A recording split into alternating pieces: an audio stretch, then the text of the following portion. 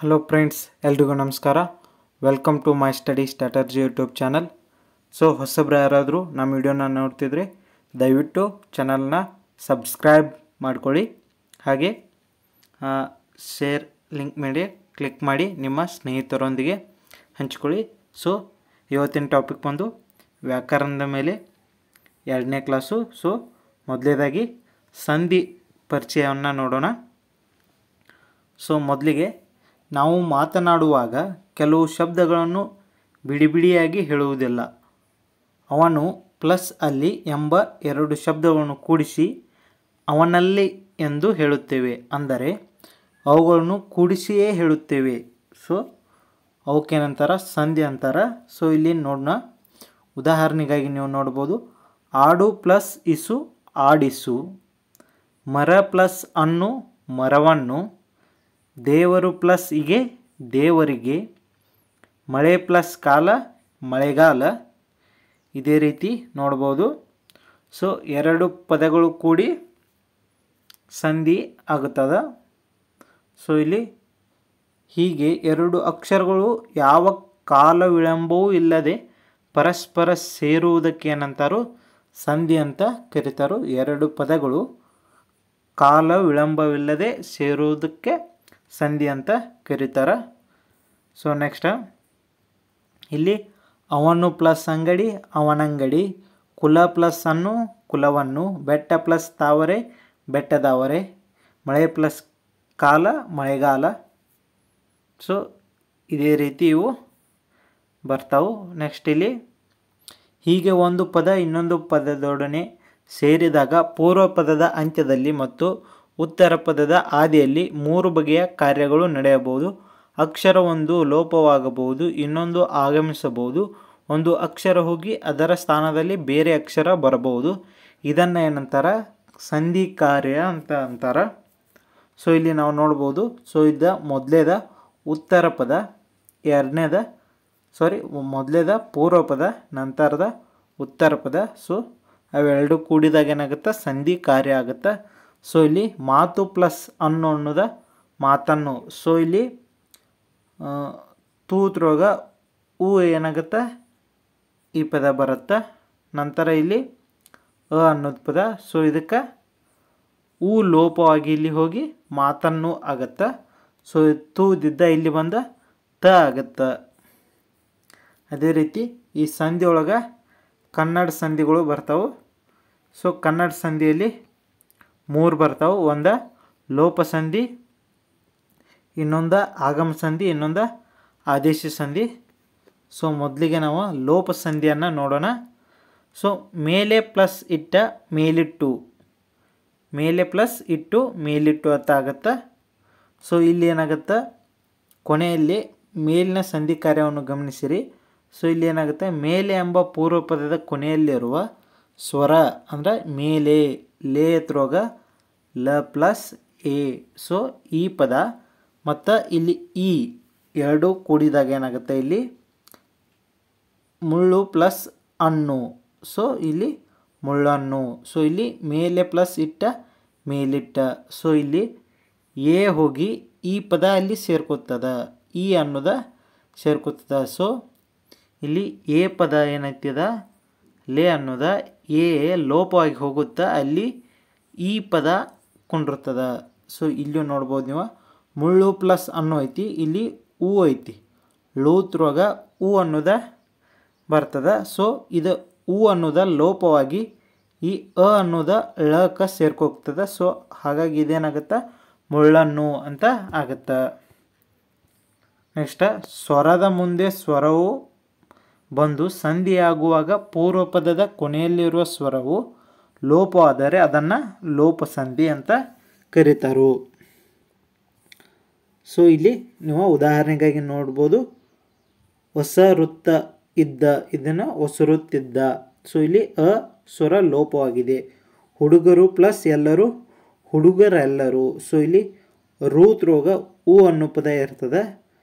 ಇಲ್ಲಿ ಎ ಅಲ್ಲಿ ಜಾಗ ತುಂಬ್ಕೊಂಡ ರೇ ಆಗುತ್ತೆ. ಅದೇ ರೀತಿ ಇದು ಮೇಲೆ ಪ್ಲಸ್ ಏರು ಮೇಲೇರು ಆಗುತ್ತೆ. ನೆಕ್ಸ್ಟ್ ಆಗಮ ಸಂಧಿ. ಇದು ಆಗಮ ಸಂಧಿ ಹೊಲ ಪ್ಲಸ್ ಅನ್ನು ಹೊಲವನ್ನು. ಸೊ ಇಲ್ಲಿ ಆಗಮ ಅಂದ್ರೆ ಬರುವುದು. ಸೊ ಇಲ್ಲಿ ಹೊಲವನ್ನು ಎಂಬ ಪದದಲ್ಲಿ ವ ಎಂಬ ಅಕ್ಷರ ಏನೈತಿ ಬಂದೈತಿ. ಸೊ ಹಾಗಾಗಿ ಇದೊಂದು ಆಗಮ ಸಂಧಿ ಆಗುತ್ತೆ. ಇಲ್ಲಿ ಹೊಳೆ ಪ್ಲಸ್ ಅಲ್ಲಿ ಹೊಳೆಯಲ್ಲಿ. ಸೊ ಇಲ್ಲಿ ಯ ಎಂಬ ಅಕ್ಷರ ಏನೈತಿ ಬಂದೈತಿ. ಸೊ ಇಲ್ಲಿ ಆಗಮ ಸಂಧಿ ಒಳಗೆ ವಕಾರಾಗಮನ ಸಂಧಿ, ಯಕಾರಾಗಮನ ಸಂಧಿ. ಸಂಧಿ ಆಗುವಾಗ ವ ಎಂಬ ಪದ ಬತ್ತಂದ್ರೆ ಅದನ್ನು ವಕಾರಾಗಮನ ಸಂಧಿ ಅಂತಾರೋ, ಯ ಎಂಬ ಪದವನ್ನು ಬತ್ತಂದ್ರೆ ಅದನ್ನ ಯಕಾರಾಗಮನ ಸಂಧಿ ಅಂತ ಕರೀತಾರೆ. ಸೊ ಇಲ್ಲಿ ಸ್ವರದ ಮುಂದೆ ಸ್ವರವು ಬಂದು ಸಂಧಿ ಆಗುವಾಗ ಒಂದು ಅಕ್ಷರವು ಆಗಮವಾದರೆ ಅದನ್ನು ಆಗಮ ಸಂಧಿ ಅಂತ ಕರೀತಾರೆ. ಸೊ ಇಲ್ಲಿ ಗಡಿಬಿಡಿ ಪ್ಲಸ್ ಇಂದ ಗಡಿಬಿಡಿ ಇಂದ. ಸೊ ಇಲ್ಲಿ ಏನಾಗದ ಯ ಆಗಮ ಆಗೈತಿ. ಸೊ ಆರಂಭ ಪ್ಲಸ್ ಆಗು ಆರಂಭವಾಗು. ಸೊ ಇಲ್ಲಿ ವ ಎಂಬ ಪದ ಆಗಮ ಆಗೈತಿ. ಸೊ ಈ ಆಗಮ ಸಂಧಿ ಒಳಗೆ ಯರೇ ಬರಬೇಕು ಅಥವಾ ವರೇ ಬರಬೇಕು. ಸೊ ಯ ಬಂದಿತ್ತಂದ್ರೆ ಅದು ಯಕಾರಾಗಮನ ಸಂಧಿ, ವ ಬಂದಿತ್ತಂದ್ರೆ ವಕಾರಾಗಮನ ಸಂಧಿ.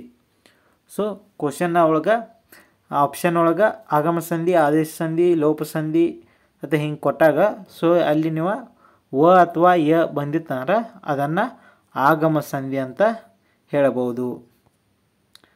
ನೆಕ್ಸ್ಟ್ ಆದೇಶ ಸಂಧಿ. ಸೊ ಆದೇಶ ಸಂಧಿ ಅಂದ್ರೆ ಕೋಪ ಪ್ಲಸ್ ಗೊಂಡು ಕೋಪಗೊಂಡು. ಸೊ ಇಲ್ಲಿ ಕೋಪಗೊಂಡು ಎಂಬ ಪದದಲ್ಲಿ ಕ ಇದ್ದಿದ್ದ ಕೋ ಆಗೈತಿ. ಸೊ ಅಕ್ಷರ ಬದಲಿಗೆ ಗ ಇದ್ದಿದ್ದ ಗೋ ಅಕ್ಷರ ಏನೈತಿ ಬಂದೈತಿ. ಸೊ ಇಲ್ಲಿ ನೋಡ್ಬೋದು ಮೈ ಪ್ಲಸ್ ತೊಳೆ ಮೈದೊಳೆ. ಇಲ್ಲಿ ಮೈದೊಳೆ ಎಂಬ ಪದದಲ್ಲಿ ತ ಇದ್ದಿದ್ದ ತೋ ಎಂಬ ಅಕ್ಷರ ಬದಲಿಗೆ ಇಲ್ಲಿ ದ ಎಂಬ ಅಕ್ಷರಕ್ಕೆ ಏನೈತಿ ದೋ. ಸೊ ಇಲ್ಲಿ ತ ಇದ್ದಿದ್ದ ತೋ ಆಗ್ಯದ. ಸೊ ಇಲ್ಲಿ ದ ಇದ್ದಿದ್ದ ದೋ ಆಗುತ್ತೆ. ಸೊ ಹೀಗೆ ಸಂಧಿ ಆಗುವಾಗ ಒಂದು ಅಕ್ಷರದ ಸ್ಥಾನದಲ್ಲಿ ಬೇರೊಂದು ಅಕ್ಷರ ಬಂದರೆ ಅದನ್ನು ಆದೇಶ ಸಂಧಿ ಅಂತ ಕರೀತಾರೆ. ಸೊ ಇಲ್ಲಿ ನೀವು ನೋಡ್ಬೋದು ಇಲ್ಲಿ ಉತ್ತರ ಪದದ ಮೊದಲನೆಯ ಅಕ್ಷರವು ಬದಲಾಗುತ್ತದೆ. ಸೊ ಉತ್ತರ ಪದದ ಅಂದ್ರೆ ಇದ. ಸೊ ಉತ್ತರ ಪದ ತೊಳೆ ಇದ್ದಿದ್ದ ಇಲ್ಲಿ ದೊಳೆ ಆಗೈತಿ. ಸೊ ಇಲ್ಲಿ ನೋಡ್ಬೋದು ಸಾಮಾನ್ಯವಾಗಿ ಕ ತ ಪ. ಸೊ ಕ ತ ಪ ಅಂತ ಬಂದು ಅಂದ್ರೆ ಎಲ್ಲಿ ಉತ್ತರ ಪದದ ಮೊದಲ ಅಕ್ಷರ ಒಳಗೆ ಪೂರ್ವ ಪದದ ಮೊದಲ ಅಕ್ಷರ ಒಳಗೆ ಕ ತ ಪ ಬಂದು ಅಂದ್ರೆ ಇಲ್ಲಿ ಗ ದ ಬಗಳಾಗಿ ಆದೇಶ ಆಗಿ ಬರ್ತಾವ. ಸೊ ನೀವು ಇಲ್ಲಿ ಎಕ್ಸಾಂಪಲ್ ನೋಡ್ಬೋದು. ಸೊ ಇಲ್ಲಿ ಕುಡು ಪ್ಲಸ್ ಕೋಲು. ಸೊ ಇಲ್ಲಿ ಏನಾಗುತ್ತೆ ಕುಡುಗೋಲು. ಸೊ ಇಲ್ಲಿ ಕ ಅನ್ನೋದು. ಸೊ ಇಲ್ಲಿ ಉತ್ತರ ಪದಕ್ಕೆ ಇದು ಬರ್ತದೆ. ಇಲ್ಲಿ ನಾವು ಪೂರ್ವ ಪದ ಅಂತ ಹೇಳಿದೆ. ಸೊ ಇಲ್ಲಿ ಉತ್ತರ ಪದ ಏನೈತಿ ಇಲ್ಲೇ ಕೋ ಅಂತ ಬಂದಿತ್ತಂದ್ರೆ ಇಲ್ಲಿ ಸಂಧಿ ಕಾರ್ಯದಾಗ ಏನು ಬರ್ತದೆ ಗ ಇದ್ದಿದ್ದ ಗೋ ಆಗತ್ತೆ. ಸೊ ಇಲ್ಲಿ ಕೋ ಇದ್ದಿದ್ದ ಗೋ ಆಗೈತಿ. ಸೊ ಇಲ್ಲಿ ತಾವರೆ ಬೆಟ್ಟ ತಾವರೆ. ಸೊ ಬೆಟ್ಟ ತಾವರೆ ಇದ್ದಿದ್ದ ತಾ ಇದ್ದಿದ್ದು ಏನಾಗೈತಿ ಇಲ್ಲಿ ದಾ ಆಗೈತಿ, ಬೆಟ್ಟ ದಾವರೆ. ಸೊ ಇಲ್ಲಿ ಪನಿ ಐತಿ ಕಣ್ ಪನಿ. ಸೊ ಇಲ್ಲಿ ಏನಾಗುತ್ತೆ ಕಂಬನಿ. ಸೊ ಇಲ್ಲಿ ಕ ತ ಪ ಅಂತ ಬಂದು ಅಂದ್ರೆ ಉತ್ತರ ಪದದ ಮೊದಲ ಅಕ್ಷರ. ಸೊ ಕ ತ ಪ ಹತ್ರ ಹೋಗಿ ಬಂದಿದ್ದು ಅಂದ್ರೆ ಅವ ಗದಬಗಳಾಗಿ ಆದೇಶ ಸಂಧಿ ಆಗುತ್ತಾವ. ನೆಕ್ಸ್ಟ್ ಇಲ್ಲಿ ಕನ್ನಡ ಪದದ ಪರಸ್ಪರ ಸೇರಿ ಸಂಧಿ ಕಾರ್ಯ ನಡೆದಿದೆ, ಆದ್ದರಿಂದ ಇವುಗಳನ್ನು ಕನ್ನಡ ಸಂಧಿ ಅಂತ ಕರೀತಾರೆ. ಸೊ ಇನ್ನು ನೆಕ್ಸ್ಟ್ ಸಂಸ್ಕೃತ ಸಂಧಿ. ಸೊ ಈ ಸಂಸ್ಕೃತ ಸಂಧಿ ಒಳಗೆ ಇದರೊಳಗೆ 4 ಬರ್ತಾವೆ, 4 ವಿಭಾಗಗಳು. ಒಂದು ಸವರ್ಣ ದೀರ್ಘ ಸಂಧಿ, ಇನ್ನೊಂದು ಗುಣಸಂಧಿ, ಇನ್ನೊಂದು ಎನ್ ಸಂಧಿ, ಇನ್ನೊಂದು ವೃದ್ಧಿ ಸಂಧಿ. ಸೊ ಇವೇನಾಯ್ತು ಸ್ವರ ಸಂಧಿ ಒಳಗೆ. ಸೊ ಇವ ಸಂಸ್ಕೃತ ಸಂಧಿ ಒಳಗೆ ಮೊದಲಿಗೆ ಸ್ವರ ಸಂಧಿ ಒಳಗೆ 4 ಭಾಗಗಳು ಬರ್ತಾವೆ. ಸೊ ಅವನ್ನ ನೋಡೋಣ. ಸವರ್ಣ ದೀರ್ಘ ಸಂಧಿ ಒಂದೇ ಜಾತಿಯ ಸ್ವರಾಕ್ಷರಗಳು ಪರಸ್ಪರ ಸೇರಿ ದೀರ್ಘ ರೂಪ ಪಡೆಯುವ ಸವರ್ಣ ಸಂಧಿ, ಸವರ್ಣ ದೀರ್ಘ ಸಂಧಿ. ಸೊ ಇಲ್ಲಿ ಉತ್ತರ ಪದದ ಕೊನೆಯ ಅ ಮತ್ತು ಹಾಗೂ ಪೂರ್ವ ಪದದ ಕೊನೆಯ ಅ ಮತ್ತು ಉತ್ತರ ಪದದ ಮೊದಲಿನ ಅ ಸೇರಿ. ಸೊ ಇಲ್ಲಿ ಪೂರ್ವ ಪದನೂ ಅ ಇರಬೇಕು ಮತ್ತು ಉತ್ತರ ಪದನೂ ಅ ಇತ್ತಂದ್ರೆ ಅದೇನಾಗತ್ತೆ ಆ ಆಗಿ ಅದು ಬರ್ತದೆ. ಸೊ ಅಂತೆಯೇ ಈ ಕೂಡಿ ಈ ಅಂತ ಬರ್ತದೆ. ಊ ಕೂಡಿ ಊ ಅಂತ ದೀರ್ಘವಾಗಿ ಬರಬೇಕು. ಸೊ ಇಲ್ಲಿ ಅಂದ್ರೆ ಮಹಾಪ್ರಾಣ ಒಳಗೆ ದೀರ್ಘ ಉಸಿರು ಅದ್ರೊಳಗೆ ಬರಬೇಕು. ಸೊ ಇಲ್ಲಿ ನೋಡ್ಬೋದು, ಉದಾಹರಣೆ ನೋಡಿಲಿ, ದೇವ ಪ್ಲಸ್ ಆಲಯ ದೇವಾಲಯ. ಸೊ ಇಲ್ಲಿ ಆ ಕೂಡಿ ಆ ಆಗದ. ಸೊ ಇಲ್ಲಿ ದೇವ ಪ್ಲಸ್ ಹಸರು ದೇವಾಸುರು. ಸೊ ಈ ಪ್ಲಸ್ ಕೂಡಿ ಆ ಆಗಿ ದೀರ್ಘವಾಗಿ ಬಂದಿರಬೇಕು. ಸೊ ಇಲ್ಲಿ ಮಹಾ ಪ್ಲಸ್ ಆತ್ಮ ಮಹಾತ್ಮ, ರವಿ ಪ್ಲಸ್ ಇಂದ್ರ ರವೀಂದ್ರ. ಸೊ ಇಲ್ಲಿ ಈ ಕೂಡಿ ದೊಡ್ಡ ಈ ಅಂದ್ರೆ ಮಹಾಪ್ರಾಣ ಒಳಗೆ ಈ ಬಂದದ. ಸೊ ಇಲ್ಲಿ ಗಿರಿ ಪ್ಲಸ್ ಈಶ ಗಿರೀಶ. ಸೊ ಗುರು ಪ್ಲಸ್ ಉಪದೇಶ ಗುರುಪದೇಶ. ಸೊ ಈ ರೀತಿ ಬಂದರೆ ಇವುಗಳನ್ನ ಏನಂತಾರೆ, ಸವರ್ಣ ದೀರ್ಘ ಸಂಧಿ ಅಂತ ಕರೀತಾರೆ. ನೆಕ್ಸ್ಟ್ ಗುಣಸಂಧಿ. ಸೊ ಈ ಸಂಸ್ಕೃತ ಸ್ವರ ಸಂಧಿ ಒಳಗೆ ಗುಣಸಂಧಿ ಒಂದು ಭಾಗ. ಸೊ ಇಲ್ಲಿ ಅ ಮತ್ತು ಆ ಕಾರಗಳ ಮುಂದೆ ಈ ಮತ್ತು ಈ ಕಾರಗಳು ಬಂದಾಗ, ಸೊ ಈಗ ಗುಣಸಂಧಿ ಅ ಕಾರಗಳ ಮುಂದೆ ಈ ಕಾರಗಳು ಬಂದಾಗ ಎ ಕಾರವು ಉ ಕಾರವು, ಉ ಕಾರವು ಬಂದಾಗ ಓ ಕಾರವು, ರು ಕಾರವು ಬಂದಾಗ ಅರ್ ಕಾರವು ಸೇರಿದಾಗ ಗುಣಸಂಧಿ ಎಣಿಸುತ್ತದೆ. ಸೊ ಇಲ್ಲಿ ಅ ಕಾರಗಳಿಗೆ ಆ ಕಾರಗಳು ಮುಂದೆ ಬಂದಾಗ ಈ ಕಾರಗಳು. ಸೊ ಇಲ್ಲಿ ಸುರ ಅನ್ನೋದು ಅ ಕಾರ. ಸೊ ಇಲ್ಲಿ ಈ ಕಾರ ಬಂದಾಗ ಅ ಕಾರಗಳ ಮುಂದೆ ಈ ಕಾರ ಬಂದಾಗ ಇಲ್ಲಿ ಏನಾಗುತ್ತೆ, ಎ ಆಗುತ್ತಾ. ಸೊ ಅದೇ ರೀತಿ ಅ ಕಾರ ಮುಂದೆ ಈ ಕಾರ ಬಂದಾಗ ಎ ಕಾರ ಆಗುತ್ತೆ. ಸೊ ಇಲ್ಲಿ ಅ ಕಾರಗಳು ಮುಂದೆ ಈ ಕಾರಗಳು. ಸೊ ಇಲ್ಲಿ ಅ ಅನ್ನೋ ಕಾರ ಮುಂದೆ ಈ ಅನ್ನೋ ಕಾರ ಬಂದಾಗ ಇಲ್ಲಿ ಏನಾಗುತ್ತೆ, ಎ ಅನ್ನೋ ಕಾರ ಬರ್ತದೆ. ಸೊ ಇಲ್ಲಿ ಉ ಕಾರಗಳ ಮುಂದೆ ಓ ಕಾರವು ಬಂದಾಗ ಏನಾಗುತ್ತೆ, ರು ಆಗುತ್ತೆ. ಸೊ ಇಲ್ಲಿ ನೀವು ನೋಡ್ಬೋದು ಮಹಾ ಪ್ಲಸ್ ಋಷಿ. ಸೊ ಇಲ್ಲಿ ಏನಾಗುತ್ತೆ, ಅ ಕಾರ ಮುಂದೆ ರು ಕಾರ ಬಂದಾಗ ಅರ್ ಕಾರ ಆಗುತ್ತೆ. ಸೊ ಇಲ್ಲಿ ಮಹಾ ಪ್ಲಸ್ ಋಷಿ ಇದ್ದಿದ್ದ ಮಹರ್ಷಿ ಅಂತ ಆಗುತ್ತೆ. ಅದ ಮತ್ತು ಇಲ್ಲಿ ಚಂದ್ರ ಪ್ಲಸ್ ಉದಯ. ಸೊ ಇಲ್ಲಿ ಅ ಕಾರದ ಮುಂದೆ ಉ ಕಾರ ಬಂದಾಗ ಏನಾಗುತ್ತೆ, ಓ ಆಗುತ್ತೆ. ಸೊ ಚಂದ್ರ ಪ್ಲಸ್ ಉದಯ ಏನಾಗುತ್ತೆ, ಚಂದ್ರೋದಯ ಅಂತ ಆಗುತ್ತೆ. ಸೊ ಇಂಥ ಸಂಧಿಗಳಿಗೆ ಏನಂತಾರು, ಗುಣಸಂಧಿ ಅಂತ ಕರೀತಾರು. ಸೊ ನೆಕ್ಸ್ಟ್ ವೃದ್ಧಿ ಸಂಧಿ. ಸೊ ಈ ವೃದ್ಧಿ ಸಂಧಿ ಅ ಕಾರಗಳ ಮುಂದೆ ಐ ಕಾರಗಳು ಪರವಾದರೆ ಅವೆರಡರ ಸ್ಥಾನದಲ್ಲಿ ಆಯ್ ಕಾರವು ಓ ಮತ್ತು ಔ ಕಾರಗಳ ಪರವಾದರೆ ಅವೆರಡರ ಸ್ಥಾನದಲ್ಲಿ ಔ ಕಾರವು ಆದೇಶಗಳಾಗಿ ಬಂದರೆ ಅದಕ್ಕೆ ವೃದ್ಧಿ ಸಂಧಿ ಎನ್ನುವರು. ಸೊ ಇಲ್ಲಿ ಏಕ ಪ್ಲಸ್ ಏಕ ಏಕೈಕ. ಸೊ ಇಲ್ಲಿ ಅ ಕಾರಕ್ಕೆ ಎ ಕಾರ ಅಂತ ಬಂದಾಗ ಅದೇನಾಗುತ್ತೆ, ಐ ಕಾರ ಅಂತ ಆಗುತ್ತೆ. ಸೊ ಇದಕ್ಕೇನಂತಾರು, ವೃದ್ಧಿ ಸಂಧಿ ಅಂತಾರು. ಸೊ ಇಲ್ಲಿ ಶಿವ ಪ್ಲಸ್ ಐಕ್ಯ. ಸೊ ಇಲ್ಲಿ ಶಿವ ಅನ್ನೋದ್ರೊಳಗ ಅ ಕಾರ ಐತಿ, ಇಲ್ಲಿ ಐ ಕಾರ ಐತಿ. ಸೊ ಇಲ್ಲಿ ಅ ಪ್ಲಸ್ ಐ ಕಾರ ಒಳಗೆ ಏನು ಬರ್ತದೆ, ಐ ಕಾರನ ಬರ್ತದೆ. ಸೊ ಇಲ್ಲಿ ಶಿವ ಪ್ಲಸ್ ಐಕ್ಯ ಶಿವೈಕ್ಯ. ಅದೇ ರೀತಿ ಒಣ ಪ್ಲಸ್ ಔಷಧ ವನೌಷಧ. ಸೊ ಇಲ್ಲಿ ಅ ಕಾರದ ಮುಂದೆ ಓ ಕಾರವು ಬಂದಾಗ ಏನಾಗುತ್ತೆ, ಔಕಾರ ಅಂತ ಆಗುತ್ತೆ. ಸೊ ಮಹಾ ಪ್ಲಸ್ ಔದಾರ್ಯ ಮಹಾದೌರ್ಯ. ಸೊ ಇದೇನಾಗುತ್ತೆ, ಆ ಕಾರದ ಮುಂದೆ ಔಕಾರ ಬಂದಾಗ ಏನಾಗುತ್ತೆ, ಔಕಾರನ ಆಗುತ್ತೆ. ಸೊ ಇಂಥ ಸಂಧಿಗಳಿಗೆ ಏನಂತ ಕರೀತಾರು, ವೃದ್ಧಿ ಸಂಧಿ ಅಂತ ಕರೀತಾರು. ನೆಕ್ಸ್ಟ್ ಎನ್ ಸಂಧಿ. ಸೊ ಈ ಎನ್ ಸಂಧಿ ಅನ್ನೋದು ಈ ಉ ರು ಕಾರಗಳಿಗೆ ಸವರ್ಣವಲ್ಲದ ಸ್ವರ ಪರವಾದರೆ, ಅಂದ್ರೆ ಈ ಕಾರಗಳಿಗೆ ಯ ಕಾರವು, ಉ ಕಾರಗಳಿಗೆ ಯ ಕಾರವು, ರು ಕಾರಕ್ಕೆ ರ ಕಾರವು ಆದೇಶಗಳಾಗಿ ಬಂದರೆ ಅವನ್ನು ಏನಂತಾರೋ ಎನ್ ಸಂಧಿ ಅಂತ ಕರೀತಾರು.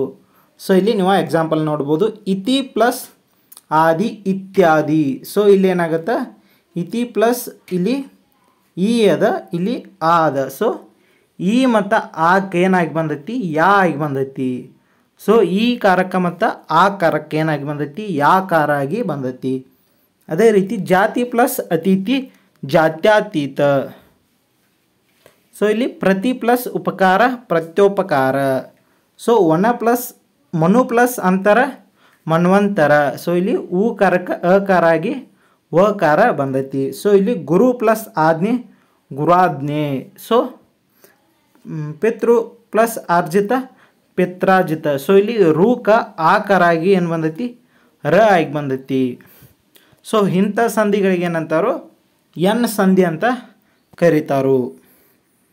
ನೆಕ್ಸ್ಟ್ ಈ ಸಂಸ್ಕೃತ ಸಂಧಿ ಒಳಗೆ ವ್ಯಂಜನ ಸಂಧಿಗಳು ಅಂತ ಬರ್ತಾವೆ. ಸೊ ಇಲ್ಲಿ ಜಸ್ವ ಸಂಧಿ. ಸೊ ಪೂರ್ವ ಪದ ಪ್ಲಸ್ ಉತ್ತರ ಪದ ಈಕ್ವಲ್ ಟು ಸಂಧಿ ಪದ. ಸೊ ಇಲ್ಲೇನಾಗುತ್ತೆ ಜಸ್ವ ಸಂಧಿ ಯಾವ ಥರ ಇರ್ತದೆ, ವಾಕ್ ಪ್ಲಸ್ ಈಶ ವಾಗೀಶ, ವಾಕ್ ಪ್ಲಸ್ ದಾನ ವಾಗ್ದಾನ, ದಿಕ್ ಪ್ಲಸ್ ಅಂತ್ಯ ದಿಗಂತ, ಬೃಹತ್ ಪ್ಲಸ್ ಆಕಾಶ ಬೃಹದಾಕಾಶ, ಷಟ್ ಪ್ಲಸ್ ಆನನ ಷಡಾನನ. ಸೊ ಸಂಧಿ ಕಾರ್ಯ ನಡೆಯುವಾಗ ಪೂರ್ವ ಪದದ ಅಂತ್ಯದಲ್ಲಿ ಕ ಚ ಟ ತ ಪಗಳಿಗೆ ಗ ಜ ಡ ದ ಬಗಳು ಆದೇಶವಾಗಿ ಬರೋದನ್ನು ಜಸ್ವ ಸಂಧಿ ಅಂತ ಕರೀತಾರೆ. ಸೊ ಇಲ್ಲಿ ಉತ್ತರ ಪದದ ಕೊನೆಯಲ್ಲಿ ಅಂದ್ರೆ ಈ ಕೊನೆಯಲ್ಲಿ ಕ ಚ ಟ ತ ಪಗಳಿಗೆ ಗ ಜ ಡ ದ ಬಗಳು ಬಂದರೆ ಅದನ್ನು ಏನಂತಾರೆ ಜಸ್ವ ಸಂಧಿ ಅಂತ ಕರೀತಾರೆ. ನೆಕ್ಸ್ಟ್ ಶುಚ್ವ ಸಂಧಿ. ಸೊ ಇದರೊಳಗೆ ಪೂರ್ವ ಪದ ಮತ್ತು ಉತ್ತರ ಪದ ಏನಾಗಿರ್ಬೇಕಂದ್ರೆ ಸ್ವಿಚ್ ಎಂದರೆ ಶಕಾರ ಮತ್ತು ಚ ವರ್ಗಾಕ್ಷರಗಳು. ಈ ಅಕ್ಷರಗಳು ಆದೇಶವಾಗಿ ಬಂದರೆ ಅದನ್ನು ಚುಚ್ವ ಸಂಧಿ ಅಂತಾರೆ. ಸೊ ಸಂಧಿ ಕಾರ್ಯ ನಡೆಯುವಾಗ ಪೂರ್ವ ಪದದ ಅಂತ್ಯದಲ್ಲಿರುವ ಸಕಾರ ಅಥವಾ ತ ವರ್ಗದ ಅಕ್ಷರಗಳಿರುತ್ತವೆ. ಉತ್ತರ ಪದದ ಶಕಾರ ಅಥವಾ ಚ ವರ್ಗದ ಅಕ್ಷರಗಳಿಂದ ಆರಂಭವಾಗುತ್ತದೆ. ಸೊ ಸಕಾರವಿದ್ದ ಕಡೆ ಶಕಾರ, ತ ವರ್ಗದ ಅಕ್ಷರಗಳಿದ್ದ ಕಡೆ ಚ ವರ್ಗದ ಅಕ್ಷರಗಳು ಆದೇಶವಾಗಿ ಬರುವುದನ್ನು ಶುಚ್ವ ಸಂಧಿ ಅಂತ ಕರೀತಾರೆ. ಸೊ ಇಲ್ಲಿ ಸತ್ ಪ್ಲಸ್ ಚಿತ್ರ ಸಚಿತ್ರ. ಸೊ ಯಶಸ್ ಪ್ಲಸ್ ಚಂದ್ರಿಕೆ ಯಶ್ಚಂದ್ರಿಕೆ. ಸೊ ಮನಸ್ ಪ್ಲಸ್ ಶುದ್ಧಿ ಮನಃಶುದ್ಧಿ. ಸೊ ಈ ಥರ ಇವುಗಳಿಗೆ ಏನಂತಾರೋ ಶುಚ್ವ ಸಂಧಿ ಅಂತ ಕರೀತಾರೋ. ಸೊ ಇನ್ನು ಅನುನಾಸಿಕ ಸಂಧಿ. ಸೊ ಈ ಅನುನಾಸಿಕ ಸಂಧಿ ಒಳಗೆ ಇಲ್ಲೇನು ಬರ್ತದೆ ಞ ಞ ನ ನ ಮಗಳು ಇವ ಅನುನಾಸಿಕ ಅಕ್ಷರಗಳು.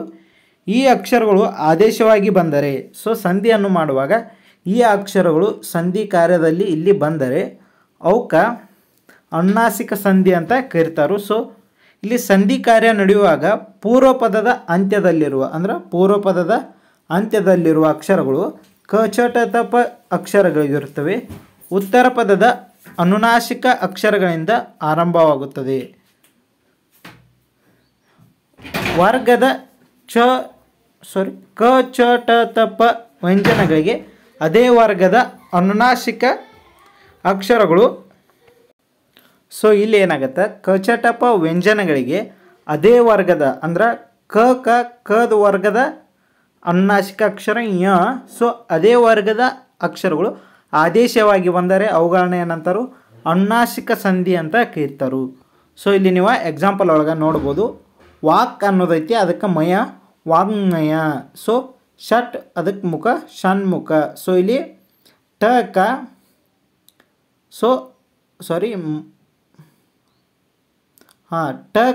ನ ಇದ್ದಿದ್ದ ಆದೇಶವಾಗಿ ಬಂದೈತಿ. ಸೊ ಅದಕ್ಕೆ ಷಣ್ಮುಖ. ಸೊ ಇಲ್ಲಿ ಸತ್ ಅದಕ್ಕೆ ಪ್ಲಸ್ ಮಾನ ಸನ್ಮಾನ. ಸೊ ಇಲ್ಲಿ ಏನೈತಿ ಅದೇ ವರ್ಗದ ಅನುನಾಸಿಕ ಯಾವ್ದ ನ. ಸೊ ಇಲ್ಲಿ ನ ಅನ್ನೋದ ಆದೇಶವಾಗಿ ಬಂದೈತಿ. ಸೊ ಅದು ಸನ್ಮಾನ. ಸೊ ಈ ಥರ ಬಂದರೆ ಇವುಗಳಿಗೆ ಏನಂತಾರೋ ಅನುನಾಸಿಕ ಸಂಧಿ ಅಂತ ಕರೀತಾರೋ. ಸೊ ನೆಕ್ಸ್ಟ್ ಪ್ರಕೃತಿ ಭಾವ. ಸೊ ಈ ಪ್ರಕೃತಿ ಭಾವ ಅಂದರೆ ಏನಂತ ನೋಡ್ರಿ, ಕೆಲವು ಸಲ ಸ್ವರಕ್ಕೆ ಸ್ವರವು ಪರವಾದಾಗ ಯಾವುದೇ ರೀತಿಯ ಸಂಧಿ ಕಾರ್ಯವು ನಡೆಯುವುದಿಲ್ಲ. ಸೊ ಇದನ್ನು ಏನಂತಾರೋ ಪ್ರಕೃತಿ ಭಾವ ಅಂತ ಕರೀತಾರೋ. ಸೊ ಇಲ್ಲಿ ಅನ್ನ ಪ್ಲಸ್ ಓಡಿ ಬಾ ಅನ್ನ ಅನ್ನ ಓಡಿ ಬಾ. ಸೊ ಅದೇ ಆಗುತ್ತೆ. ಸೊ ಇಲ್ಲಿ ಏನಾಗುತ್ತೆ ಯಾವುದೇ ರೀತಿ ಸಂಧಿ ಕಾರ್ಯ ನಡೆಯುವುದಿಲ್ಲ. ಅಂಥ ಪದಗಳಿಗೆ ಏನಂತಾರೋ ಪ್ರಕೃತಿ ಭಾವ ಅಂತ ಕರೀತಾರೋ. ಸೊ ಇಲ್ಲಿ ಇನ್ನೂ ಸ್ವಲ್ಪ ಉದಾಹರಣೆಗಳು ಇದಾವೆ. ಇಲ್ಲಿ ಕೃಷ್ಣ ಪ್ಲಸ್ ಎಲ್ಲಿದ್ದೀಯಾ ಕೃಷ್ಣ ಎಲ್ಲಿದ್ದೀಯಾ, ಅಕ್ಕ ಪ್ಲಸ್ ಎಲ್ಲಿರುವೆ ಅಕ್ಕ ಎಲ್ಲಿರುವೆ. ಸೊ ಆ ಪ್ಲಸ್ ಅಂಗಡಿ ಆ ಅಂಗಡಿ. ಸೊ ಇದೇ ರೀತಿ ಇವುಗಳಿಗೆ ಏನಂತಾರೋ ಪ್ರಕೃತಿ ಭಾವಗಳು ಅಂತ ಕರೀತಾರೋ. ಸೊ ಇದ್ರೊಳಗಿಂದ ಒಂದು ಎಕ್ಸಾಂಪಲ್ ಕೊಟ್ಟ ಯಾವ ಸಂಧಿ ಆಗುತ್ತೆ ಅಂತ ಕೇಳಿದಾಗ ಸೊ ಇಲ್ಲಿ ಪ್ರಕೃತಿ ಭಾವನೂ ಆನ್ಸರ್ ನಿಮ್ಗೆ ಆಪ್ಷನ್ನ ಕೊಟ್ಟಿರ್ತಾರೋ. ಸೊ ಅವಾಗ ನೀವು ಪ್ರಕೃತಿ ಭಾವನ ಆಪ್ಷನ್ನ ಕರೆಕ್ಟ್ ಮಾಡಿ. ಸೊ ಇಲ್ಲಿ ಈ ಥರಗಳಿಗೆ ಏನಂತಾರೋ ಪ್ರಕೃತಿ ಭಾವ ಅಂತ ಕರೀತಾರೋ. ಸೊ ನೆಕ್ಸ್ಟ್ ವಿರುದ್ಧಾರ್ಥಕ ಪದ ಸ್ವಲ್ಪ ಅದಾವೆ ಇಲ್ಲಿ, ಇವುಗಳನ್ನ ನೋಡ್ಕೊಂಬಿಡಿ. ಸೊ ಇಲ್ಲಿ ಅನುಭವಕ್ಕೆ ಅನಾನುಭವ, ಆದಿಗೆ ಅನಾದಿ, ಸೊ ಉತ್ತಮಕ್ಕೆ ಅಧಮ, ಸೊ ಉನ್ನತಿಗೆ ಅವನತಿ, ಸೊ ಗರ್ವಿಗೆ ನಿರ್ಗರ್ವಿ. ಸೊ ಈ ಥರ ವಿರುದ್ಧಾರ್ಥಕ ಪದ ಇವ ಬರ್ತಾವೆ. ಸೊ ನೆಕ್ಸ್ಟ್ ಕ್ರಿಯಾಪದ. ಸೊ ಇಲ್ಲಿ ಕರ್ತೃವಿನ ಕ್ರಿಯೆಯನ್ನು ಹೇಳುವ ಪದವೇ ಕ್ರಿಯಾಪದ. ಸೊ ಕರ್ತೃ ಏನಿರ್ತೈತಿ ಅವನ ಕ್ರಿಯೆಯನ್ನು ಹೇಳುವ ಪದಕ್ಕೆ ಏನಂತಾರೋ ಕ್ರಿಯಾಪದ ಅಂತ ಕರೀತಾರೋ. ಇಲ್ಲಿ ಕರ್ತೃವು ಮಾಡುವ ಕೆಲಸವನ್ನು ತಿಳಿಸುವುದರಿಂದ ವಾಕ್ಯದಲ್ಲಿ ಪ್ರಧಾನ ಪಾತ್ರ ವಹಿಸುತ್ತದೆ. ಸೊ ಇಲ್ಲಿ ರಾಮನು ನದಿಯಲ್ಲಿ ಈಜಿದನು. ಸೊ ಇಲ್ಲಿ ಈಜು ಅನ್ನುವ ಪದ ಏನಾಗುತ್ತೆ ಕ್ರಿಯೆ, ಇದ ಕ್ರಿಯಾಪದ. ಸೊ ಇದ ಈಜು ಅನ್ನೋದ ಇಲ್ಲಿ ಕ್ರಿಯಾಪದ ಆಗುತ್ತೆ. ಸೊ ಅದೇ ರೀತಿಯಲ್ಲಿ ಸ್ವಲ್ಪ ಕೊಟ್ಟರು. ಸೊ ರೈತನು ಗದ್ದೆಯಲ್ಲಿ ದುಡಿಯುವನು. ಸೊ ಇಲ್ಲಿ ಯಾವುದಾಗುತ್ತೆ ದುಡಿ ಅನ್ನೋದು ಇಲ್ಲಿ ಕ್ರಿಯಾಪದ ಆಗುತ್ತೆ. ಸೊ ರೈತನು ಭತ್ತವನ್ನು ಚೀಲದಲ್ಲಿ ತುಂಬುವನು. ಸೊ ಇಲ್ಲಿ ತುಂಬು ಅನ್ನೋದು ಏನಾಗುತ್ತೆ ಕ್ರಿಯಾಪದ ಆಗುತ್ತೆ. ಎತ್ತುಗಳು ಗದ್ದೆಯಲ್ಲಿ ನೇಗಿಲನ್ನು ಎಳೆದವು. ಸೊ ಇಲ್ಲಿ ಎಳೆ ಅನ್ನೋದು ಏನಾಗುತ್ತೆ ಕ್ರಿಯಾಪದ ಆಗುತ್ತೆ. So next ಕಾಲಗಳು. ಸೊ ಇಲ್ಲಿ ಕಾಲಗಳು ನೋಡೋಣ. ನಡೆಯುತ್ತಿರುವ ಮತ್ತು ನಡೆಯುವ ಕ್ರಿಯೆಗಳನ್ನು ಸೂಚಿಸುವುದೇ ಕಾಲಗಳು. ಸೊ ನಡೆದ ಅಂದ್ರೆ ನಡೆದಿದ್ದ, ನಡೆಯುತ್ತಿರುವ ಅಂದರೆ ಈಗ ಕಂಟಿನ್ಯೂ ಚಾಲೂ ಇರೋದ. ಸೊ ನಡೆಯುವ ಅಂದ್ರೆ ಫ್ಯೂಚರ. ಸೊ ಈ ಥರ ಇವುಗಳ ಕ್ರಿಯೆಯನ್ನು ಸೂಚಿಸುವುದಕ್ಕೆ ಏನಂತಾರೋ ಕಾಲಗಳು ಅಂತ ಕರೀತಾರೋ. ಸೊ ಈ ಕಾಲಗಳ ಒಳಗೆ 3 ವಿಭಾಗಗಳು. ಸೊ ಒಂದೇದ ಭೂತಕಾಲ, ವರ್ತಮಾನ ಕಾಲ, ಭವಿಷ್ಯತ್ ಕಾಲ. ಸೊ ಭೂತಕಾಲ ಅಂದ್ರೆ ನಡೆದ ಅಂದ್ರೆ ಪಾಸ್ಟ್ ಅಂದ್ರೆ ಹಿಂದೆ ನಡೆದ. ಮಹೇಂದ್ರನು ಮನೆಗೆಲಸವನ್ನು ಮಾಡಿದನು ಅಂದರೆ ಈಗ ಮಾಡಿ ಮುಗ್ಸಾನು ಅಂದ್ರೆ ಮಾಡಿದನು. ಸೊ ರಾಣಿ ಮಾರುಕಟ್ಟೆಗೆ ಹೋದಳು ಅಂದರೆ ಈಗ ಆಲ್ರೆಡಿ ಆಕಿ ಹೋಗಿದ್ದಾಳ. ಸೊ ಗುರುಗಳು ಪಾಠವನ್ನು ಹೇಳಿದರು. ಸೊ ಇವೆಲ್ಲ ಭೂತಕಾಲ ಒಳಗೆ ಬರ್ತಾವು. ಸೊ ನಡೆದು ಹೋದಂಥ ಘಟನೆಗಳು ಭೂತಕಾಲಗಳು. ಸೊ ಇಲ್ಲಿ ವರ್ತಮಾನ ಕಾಲ ಅಂದ್ರೆ ನಡೆಯುತ್ತಿರುವ ಅಂದ್ರೆ ಯಾಟ್ ಪ್ರೆಸೆಂಟ್ ಈಗ ನಡೆಯುತ್ತಿರುವ. ರಾಜನು ತೋಟದಲ್ಲಿ ಕೆಲಸ ಮಾಡುತ್ತಾನೆ. ಸೊ ಇನ್ನು ಅವ ಕೆಲಸವನ್ನು ಮಾಡ್ತಾನ. ಸೊ ಲಕ್ಷ್ಮಿ ಶಾಲೆಗೆ ಹೋಗುತ್ತಾಳೆ ಅಂದರೆ ಈಗ ಹೊಂಟಾಳು. ಸೊ ಅವರು ಜಮೀನಿನಲ್ಲಿ ದುಡಿಯುತ್ತಾರೆ. ಸೊ ಅವರ ಜಮೀನಿನಲ್ಲಿ ದುಡಿತಾರು. ಇವೆಲ್ಲ ಏನಾಗುತ್ತಾ ವರ್ತಮಾನ ಕಾಲಗಳು ಆಗುತ್ತವ. ಸೊ ಡಬಲ್ ಸಲ ಆಗೈತಿ ಇದು. ನೆಕ್ಸ್ಟ್ ಭವಿಷ್ಯತ್ ಕಾಲ. ಸೊ ಈ ಭವಿಷ್ಯತ್ ಕಾಲ ಅಂದ್ರೆ ನಡೆಯುವ ಅಂದ್ರೆ ಫ್ಯೂಚರ್ ಬಗ್ಗೆ ಹೇಳುವುದು. ಸೊ ಪ್ರಸಾದ್ ಶಿಕ್ಷಕ ಆಗುವನು. ಸೊ ಪ್ರಸಾದ್ ಶಿಕ್ಷಕ ಆಗುವನು. ಸೊ ಅವ ಇನ್ನೂ ಆಗಿಲ್ಲ. ಸೊ ಫ್ಯೂಚರ್ದಾಗ ಏನೈತಿ ಟಿ ಎಕ್ಸಾಮ್ ಎಲ್ಲ ಬರದ ಆಗ್ಬೋದು ಶಿಕ್ಷಕ. ಸೊ ಇಲ್ಲಿ ಶಾಲಿನಿ ನಟಿ ಆಗುವಳು. ಸೊ ಅವಳಿನ್ನ ನಟಿ ಆಗಿಲ್ಲ, ಬಟ್ ನಟಿ ಮುಂದೆ ಒಂದಿನ ನಟಿ ಆಗುವಳು. ಸೊ ಫ್ಯೂಚರ್ ಬಗ್ಗೆ ಹೇಳುವುದ ಭವಿಷ್ಯತ್ ಕಾಲ. ವೈದ್ಯರು ನಮ್ಮ ಮನೆಗೆ ಬರುವರು. ಸೊ ಅವ್ರಿನ್ನ ಬಂದಿಲ್ಲ, ಬರುವರು ಅಂತ ಹೇಳಿದರು. ಸೊ ಅದ ಭವಿಷ್ಯತ್ ಕಾಲ. ಸೊ ಇಲ್ಲಿ ಕಾಲಗಳ ಕೋಷ್ಟಕವನ್ನು ಗಮನಿಸಿ ನೋಡಿ. ಸೊ ಇಲ್ಲಿ ಭೂತಕಾಲ, ವರ್ತಮಾನ ಕಾಲ, ಭವಿಷ್ಯತ್ ಕಾಲ. ಸೊ ಆಡಿದೆನು, ಆಡುತ್ತೇನೆ, ಆಡುವೆನು. ಸೊ ಆಡಿದೆನು ಅಂದ್ರೆ ಈಗ ಆಡಿ ಮುಗ್ಸ ನಾವು ಕೆಲಸ ಇಲ್ಲೇನೆ ವರ್ಕ್ ಕಂಪ್ಲೀಟ್ ಆಗೈತೆ. ಸೊ ವರ್ತಮಾನ ಕಾಲ ಆಡುತ್ತೇನೆ ಆಟ್ ಪ್ರೆಸೆಂಟ್ ವರ್ಕ್ ಪ್ರೊಸೆಸ್ ಐತಿ. ಸೊ ಭವಿಷ್ಯತ್ ಕಾಲ ಆಡುವೆನು. ಸೊ ಇದು ಫ್ಯೂಚರ್. ಸೊ ಇದೇನಾಗುತ್ತೆ ಇನ್ನು ಕೆಲಸ ಸ್ಟಾರ್ಟ್ ಆಗಿಲ್ಲ. ಸೊ ನಡೆಯಬಹುದು, ನಡೆಯಕ್ಕಿಲ್ಲ. ಸೊ ಈ ಥರ ಇದೇನಾಗುತ್ತೆ ಭವಿಷ್ಯತ್ ಕಾಲ ಆಗುತ್ತೆ. ಸೊ ಇದೇ ಥರ ಇವುಗಳನ್ನ ನೋಡ್ಕೊಂಬಿಡಿ. ನೆಕ್ಸ್ಟ್ ಧಾತು. ಇಲ್ಲಿ ತಿನ್ನು ಅನ್ನೋದು ಒಂದು ಧಾತು ಆಗುತ್ತೆ. ಸೊ ಇಲ್ಲಿ ವಚನ ಏಕವಚನ ಬಹುವಚನ ಯಾವ್ಯಾವ ರೀತಿ ಆಗುತ್ತೆ ನೋಡಿ. ವರ್ತಮಾನ ಕಾಲದಲ್ಲಿ, ಭೂತಕಾಲದಲ್ಲಿ ಹಾಗೂ ಭವಿಷ್ಯತ್ ಕಾಲದಲ್ಲಿ. ಸೊ ಇಲ್ಲಿ ಪ್ರಥಮ ಪುರುಷ ಒಳಗೆ ಅವನು ಅವಳು ಅದು. ಸೊ ಇಲ್ಲಿ ಏಕವಚನದಾಗ ಏನಾಗುತ್ತೆ, ತಿನ್ನುತ್ತಾನೆ, ತಿನ್ನುತ್ತಾಳೆ, ತಿನ್ನುತ್ತದೆ. ಸೊ ಈ ರೀತಿ ಬರ್ತದೆ. ಅವನು ಮಾವಿನ ಹಣ್ಣನ್ನು ತಿನ್ನುತ್ತಾನೆ, ಅವಳು ಮಾವಿನ ಹಣ್ಣನ್ನು ತಿನ್ನುತ್ತಾಳೆ. ಅದು ಅಂದ್ರೆ ಬೆಕ್ಕು ಅಥವಾ ನಾಯಿ, ಅದು ಅಂತ ಕರಿಬೋದು ಅದನ್ನ. ಅದು ಮಾವಿನ ಹಣ್ಣನ್ನು ತಿನ್ನುತ್ತದೆ. ಈ ರೀತಿ ಏಕವಚನದಾಗ ಬರ್ತದೆ. ಸೊ ಅದೇ ಬಹುವಚನದಾಗ ಏನಾಗುತ್ತೆ, ಅವರು ತಿನ್ನುತ್ತಾರೆ, ಅವರು ತಿನ್ನುತ್ತಾರೆ, ಅವು ತಿನ್ನುತ್ತವೆ. ಸೊ ಈ ರೀತಿ ಅವ ಬರ್ತಾವೆ. ಸೊ ಭೂತಕಾಲದಾಗ ತಿಂದನು, ತಿಂದಳು, ತಿಂದಿತು. ಸೊ ಈ ರೀತಿ ಭೂತಕಾಲದಾಗ ಅಂದ್ರೆ ಕೆಲಸ ವರ್ಕ್ ಕಂಪ್ಲೀಟ್ ಆದದ್ದು ಇಲ್ಲಿ ಬರ್ತದೆ. ಸೊ ಇಲ್ಲಿ ಭೂತಕಾಲದಾಗ ಬಹುವಚನದಾಗ ತಿಂದರು, ತಿಂದರು, ತಿಂದವು ಈ ರೀತಿ ಬರ್ತದೆ. ಭವಿಷ್ಯತ್ ಕಾಲದಾಗ ತಿನ್ನುವನು ಅಂದರೆ ಇನ್ನವ ತಿಂದಿಲ್ಲ. ಸೊ ಮುಂದೆ ತಿನ್ನುವವನು, ಇಲ್ಲಿ ತಿನ್ನುವವಳು, ತಿನ್ನುವುದು. ಸೊ ಭವಿಷ್ಯತ್ ಕಾಲದಾಗ ಈ ರೀತಿ ಏಕವಚನದಾಗ ಬರ್ತದೆ. ಇಲ್ಲಿ ಬಹುವಚನದಾಗ ತಿನ್ನುವರು ಅಂದ್ರೆ ಮುಂದೆ ತಿತ್ತಾರವ್ರ. ಸೊ ತಿನ್ನುವವು, ಸೊ ಮುಂದೆ ತಿನ್ನುವವು ಅಂದ್ರೆ ಅದು. ಸೊ ಇಲ್ಲಿ ಮಧ್ಯಮ ಪುರುಷ ಒಳಗೆ ನೀನು ತಿನ್ನುತ್ತೀಯೇ. ಸೊ ವರ್ತಮಾನ ಕಾಲದಾಗ ಅಂದ್ರೆ ಈಗ ತಿನ್ನುತ್ತೀಯ ಅಂದಾಗ. ಬಹುವಚನದಾಗ ಏನಾಗುತ್ತೆ, ನೀವು ತಿನ್ನುತ್ತೀರಿ ಅಂದ್ರೆ ನೀವೀಗ ತಿನ್ನುತ್ತೀರಿ. ಸೊ ಅದ ಭೂತಕಾಲದಾಗ ಏನಾಗುತ್ತೆ, ತಿಂದೆ ಅಂದ್ರೆ ಈಗ ಅವ ತಿಂದಾನ ಆಲ್ರೆಡಿ. ಸೊ ಇಲ್ಲಿ ನೀನು ತಿಂದಿರಿ. ಸೊ ನೀವು ಇಲ್ಲೇನ ತಿಂದಿರಿ ಬಹುವಚನದಾಗ. ಸೊ ಇಲ್ಲಿ ನೀನು ತಿನ್ನುವ ಅಂದ್ರೆ ಮುಂದೆ ನೀ ತಿನ್ನವ. ಸೊ ನೆಕ್ಸ್ಟ್ ಇದೆ ನೀವು ತಿನ್ನುವಿರಿ. ಸೊ ಮುಂದೆ ನೀವು ಏನಾಗುತ್ತೆ, ತಿನ್ನುವಿರಿ. ಸೊ ಅದೇ ರೀತಿ ಉತ್ತಮ ಪುರುಷ ಒಳಗೆ ನಾನು ತಿನ್ನುತ್ತೇನೆ. ಸೊ ಏಕವಚನದಾಗ ಸೊ ನಾನು ತಿನ್ನುತ್ತೇನೆ. ಬಹುವಚನದಾಗ ನಾವು ತಿನ್ನುತ್ತೇವೆ. ಸೊ ನಾವು ಅನ್ನೋದಿಲ್ಲಿ ತಿನ್ನುತ್ತೇವೆ ಆಗುತ್ತೆ. ಸೊ ಇಲ್ಲಿ ನೆಕ್ಸ್ಟ್ ತಿಂದೆವು. ಸೊ ಭೂತಕಾಲದಾಗ ನಾವು ತಿಂದೆನು. ಸೊ ಇಲ್ಲಿ ನಾನು ತಿಂದೆನು, ಇಲ್ಲಿ ನಾವು ತಿಂದೆವು. ಅದೇ ರೀತಿ ಭವಿಷ್ಯತ್ತೊಳಗೆ ತಿನ್ನುವೆನು. ಸೊ ನಾನು ತಿನ್ನುವೆನು ಅಂದರೆ ನಾನು ತಿನ್ನುವೆನು. ಸೊ ಇಲ್ಲಿ ಬಹುವಚನದಾಗ ನಾವು ತಿನ್ನುವೆವು. ಸೊ ಈ ರೀತಿಯ ಕ್ರಿಯಾಪದಗಳು. ಅದರೊಳಗೆ ಧಾತು ಯಾವ ತೊಂದೆವು, ನಾವು ತಿನ್ನು ಅಂತ ತೊಂದೆವು. ಸೊ ಅದನ್ನು ನೀವು ಕೆಲಸ ಮಾಡು ಅಂತಲೂ ತೊಗೋಬೋದು ಅಥವಾ ಓಡು ಅಂತ ತೊಗೋಬೋದು. ನೀವು ಈ ಥರ ಧಾತುಗಳನ್ನ ತೊಗೊಂಡು ಮಾಡ್ಕೊಂಡು ನೀವು ವರ್ತಮಾನ ಅಥವಾ ಭೂತಕಾಲ ಅಥವಾ ಭವಿಷ್ಯತ್ ಕಾಲದೊಳಗೆ ಮಾಡಿ ನೀವು ನೋಡ್ಬೋದು. ಅಥವಾ ಇಲ್ಲಿ ಪ್ರಥಮ ಪುರುಷ ಒಳಗೆ ಯಾವ ರೀತಿ ಆಗುತ್ತಾ, ಮಧ್ಯಮ ಪುರುಷ ಒಳಗೆ ಯಾವ ರೀತಿ ಆಗುತ್ತಾ, ಹಾಗೆ ಉತ್ತಮ ಪುರುಷ ಒಳಗೆ ಯಾವ ರೀತಿ ಆಗಂತ ನೀವು ನೋಡ್ಬೋದು. ಸೊ ಇಲ್ಲಿಗೆ ಈ ವಿಡಿಯೋನ ಮುಗಿಸೋಣ.